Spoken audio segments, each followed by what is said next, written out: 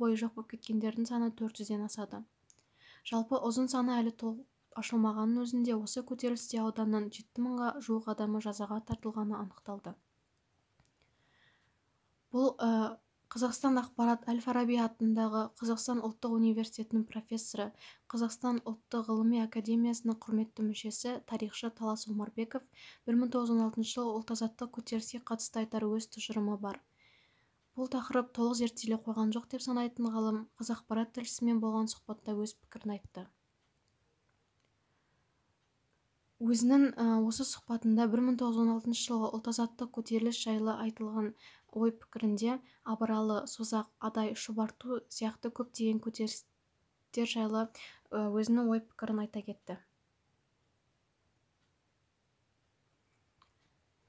Қорытындылай келе, бүгін біздің елді мекенімізде болып өткен 1929-31 жылдары болып өткен Созақ және басқа да көтерілістермен таныстық.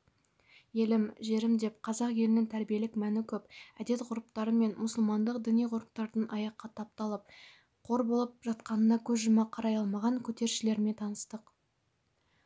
Біз бұл кісілерді әрдайым үлкен сый-құрметпен еске алып отырамыз.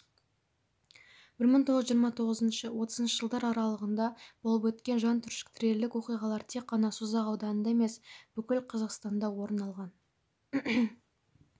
Бұл презентацияны қорғаған мен 10-шы Ә сынып оқушысы Өміртай Аружан. Назар қойып тыңдағандарыңызға рахмет. Күндеріңіз сәтті өтсін.